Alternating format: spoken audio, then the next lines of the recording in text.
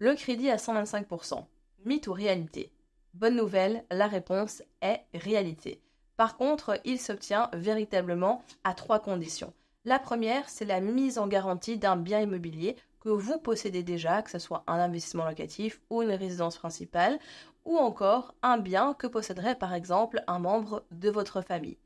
Bien évidemment, la personne doit être d'accord et doit signer un papier pour que vous puissiez prendre une garantie sur son bien immobilier, mais c'est quelque chose qui se fait encore. La deuxième possibilité, c'est ce qu'on appelle le refinancement, et là, ça sous-entend que vous devez vous-même être déjà propriétaire d'un bien immobilier. Encore une fois, que ce soit une résidence principale ou un investissement locatif, ça n'a pas d'importance. Ce qui se passe, c'est que la banque va prendre votre première ligne de crédit, elle va ensuite prendre la nouvelle ligne de crédit du projet, elles vont fusionner ensemble, elles vont rééchelonner un petit peu tout ça, et donc grâce à ça, on va faire ce qu'on appelle plus communément une reprise d'encours, donc capitaliser sur la plus-value que vous avez faite à l'achat ou juste dans le temps, mais également sur le capital que vous avez déjà amorti, et donc c'est une manière de prendre en garantie un autre bien immobilier en le refinançant pour vous permettre de financer un nouveau projet à 125%. Et la troisième possibilité, c'est le nantissement. Le nantissement, ça va consister à bloquer quelque chose de valeur, disons ça comme ça, pendant une durée déterminée pour rassurer l'organisme bancaire.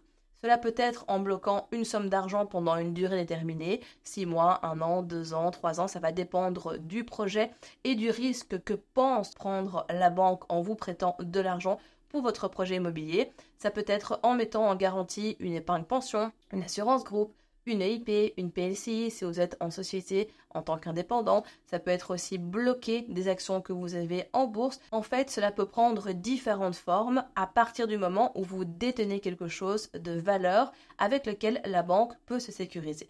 Donc, est-ce que le financement à 125% existe encore? Oui. Est-ce qu'il est accessible à tout le monde à l'instant T?